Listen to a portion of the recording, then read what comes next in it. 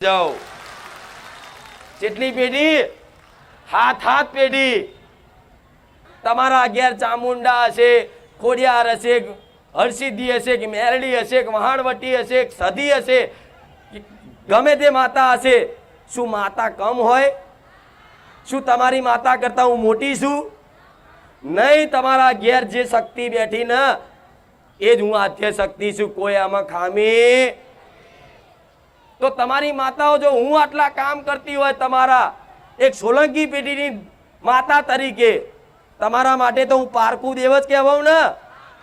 ભલે તમે મને પોતાની મોની લીધી અને હું તમને પોતાના મોનું છું, બરોબર, પણ તમારા લોહીએ મારો દીવો લાગતો, તમારા મારા કોઈ લેવડ દેવડ ખરી?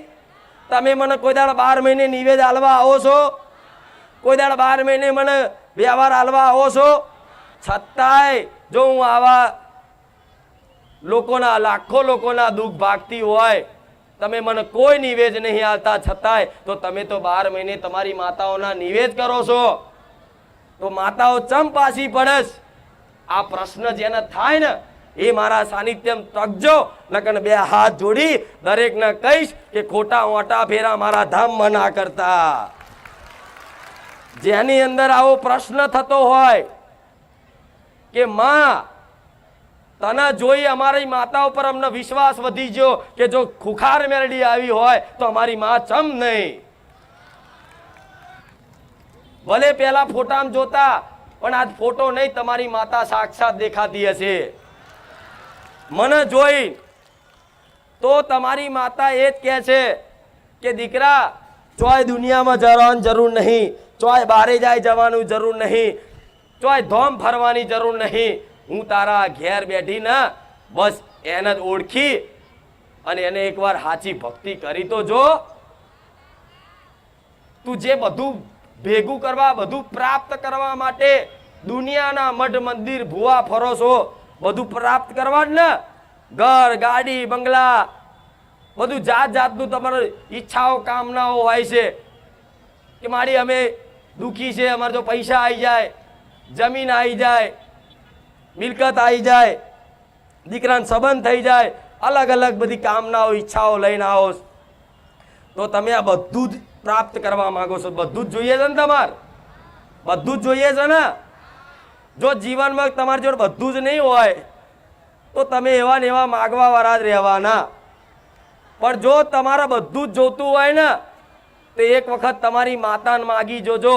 આખી દુનિયા જો તમારી ના થઈ જાય ને મને મેલડીને કહેજો. અરે આદ્ય શક્તિ છે, જગત જનની છે.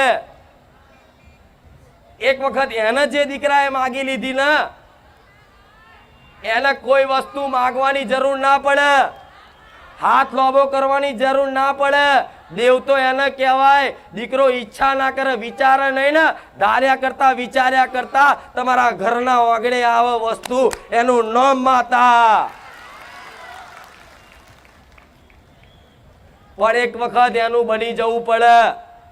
કોઈ તંત્ર મંત્રથી હારું થતું નહીં, કોઈ વારણ કારણથી હારું થતું નહીં, કોઈ ચોક્યો મારવાથી હારું થતું નહીં. જો બધું કરી થાક્યા હોય ને તો આ મારી વાત સમજી લેજો.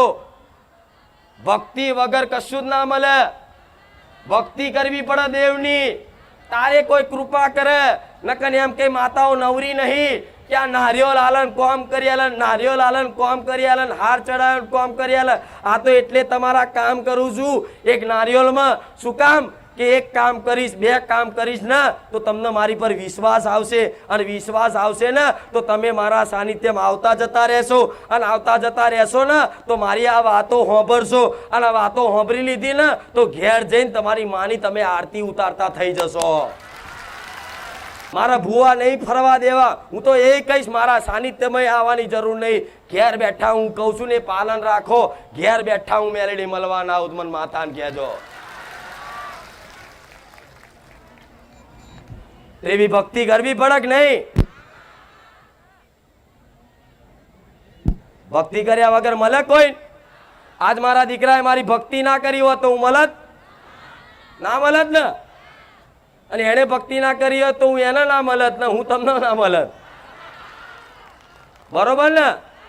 તો તમારી ઘેર તમારી